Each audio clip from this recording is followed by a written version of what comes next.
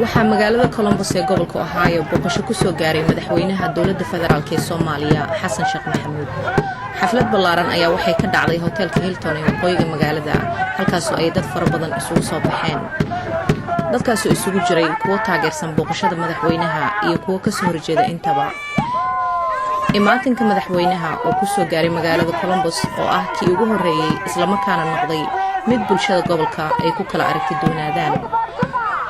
dad badan oo isugu jira bulshada dhinacyadeeda kala duwan ayaa waxay hotelka hortiisa la istaageen boorar ay wax ku qoran yihiin iyo mikrofoono si ay u muujiyaan aragtidooda.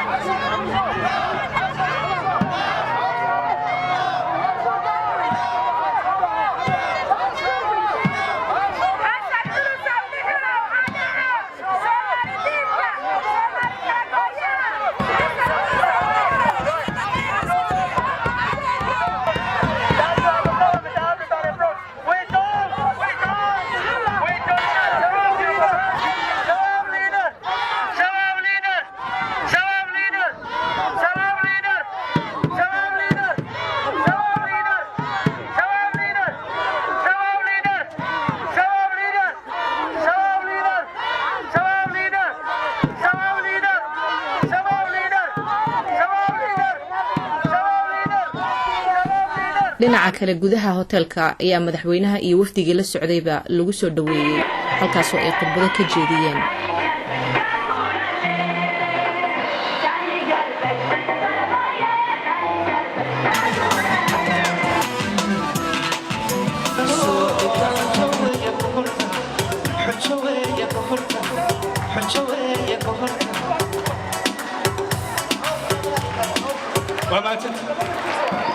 inkastoo jawiga munaasabadda booqashada madaxweynaha si nabadgelyo u dhacday, haddana waxay ku reebtay bulshada gobolka Ohio xasuus taariikhi ah.